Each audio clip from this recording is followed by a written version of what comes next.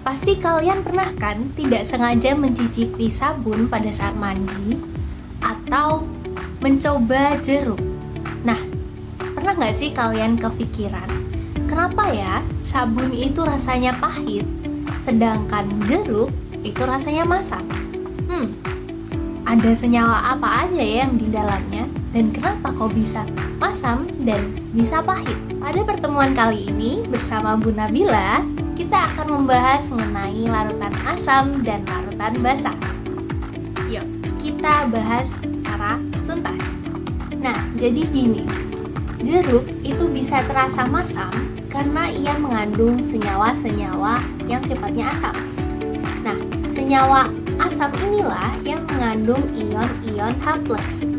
Ion H+ itu akan menyebabkan rasa masam pada jeruk.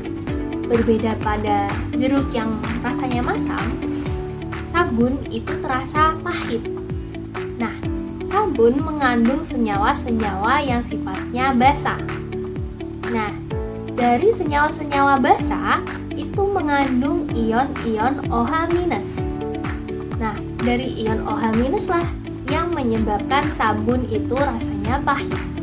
Nah, itu tadi perbedaan asam dan basa secara sekilas. Tapi ada nggak sih ciri-ciri lainnya yang bisa membedakan antara keduanya, larutan asam dan larutan basa? Tentu ada dong.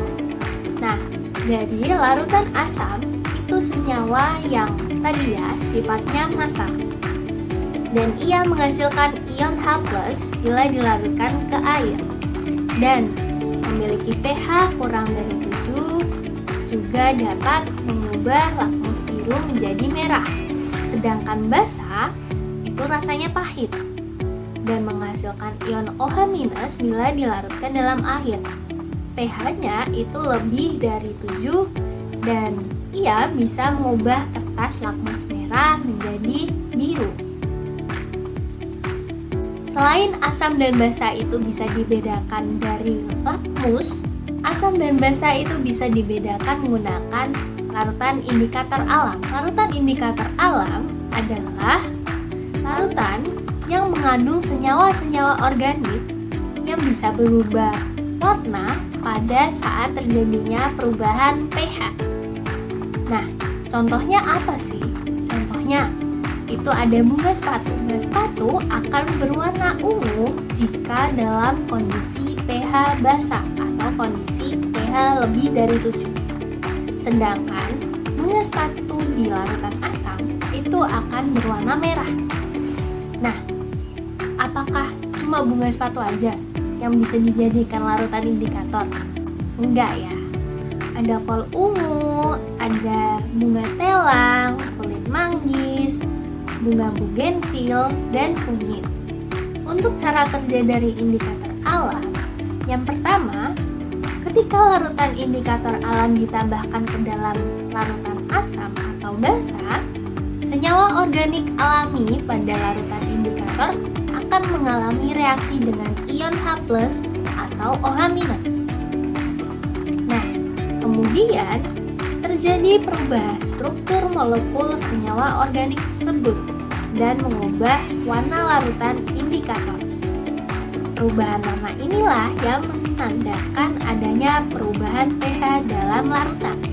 Nah, sebenarnya senyawa organik yang apa sih yang bisa membuat larutan itu dianggap sebagai larutan indikator alami?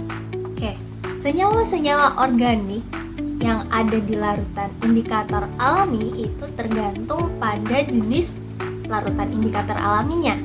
Tapi biasanya terdapat 3 senyawa yang umum yang bisa kita jumpai pada larutan indikator alami. Yang pertama, antosianin. Antosianin kita jumpai pada bunga telang, bunga sepatu, dan bunga bugenvil. Lalu yang kedua ada betaladin. Betaladin kita jumpai pada umbi pit. Kemudian yang ketiga ada kurkumin. Kurkumin bisa kita jumpai pada kunyit yang warnanya kuning itu loh.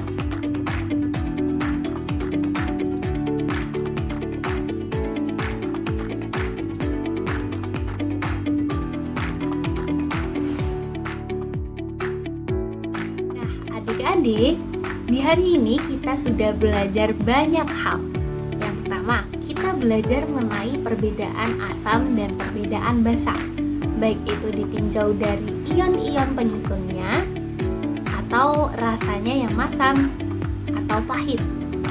Nah, selain itu kita juga belajar mengidentifikasi asam dan basa melalui kertas lakmus atau melalui larutan indikator.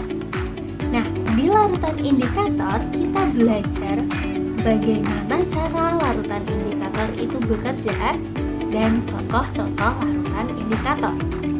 Nah, sekian, terima kasih. Mungkin itu yang dapat Ibu sampaikan, kurang lebihnya mohon maaf. Seperti kata seorang yang ternama, jangan pernah berhenti belajar, karena hidup tidak akan pernah berhenti untuk mengajarkan. Sekian, terima kasih. Wassalamualaikum warahmatullahi wabarakatuh.